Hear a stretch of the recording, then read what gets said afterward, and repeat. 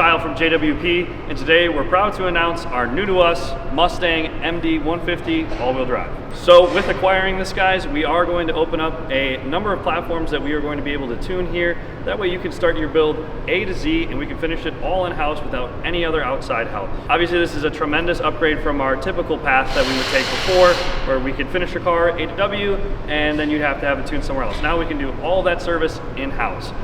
To start off with, we are going to have a limited number of vehicles and platforms we are going to support.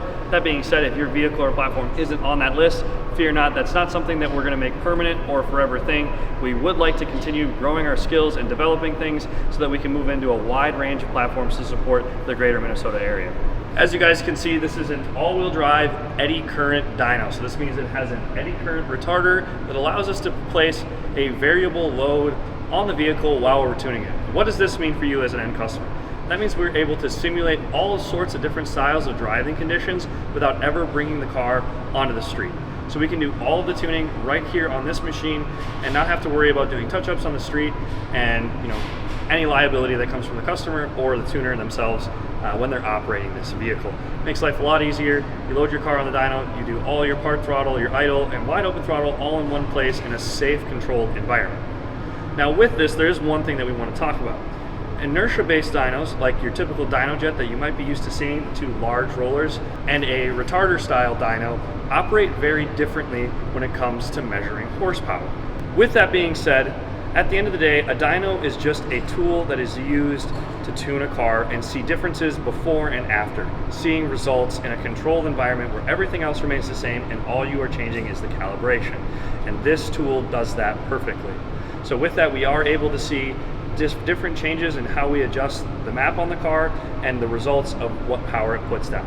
Like I said, these numbers might be slightly lower than your typical dyno jet, but at the end of the day, it's just a tool and you can't sit there and pay attention to the numbers too much. So like we just talked about, guys, the main purpose of this tool is to see differences before and after during the tuning process. And with that, brought up a lovely graph here to kind of illustrate that for you, get a little picture in your head. So between us here, we have two different dyno graphs. This is a comparison of this 2019 Subaru STI that is tuned on flex fuel. So this, we're able to see the difference between our pump gas map and our roughly E60 content that we have in the car right now. So I'm able to see live, without unstrapping, removing the car, doing any sort of changes in my environment. I'm able to see a direct change in horsepower just due to changing fuel and the tune-up that comes along with that.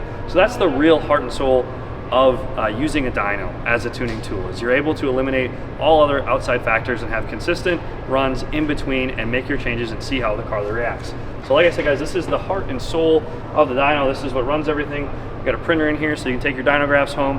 And this is what controls this entire unit, all from this compact little desk here.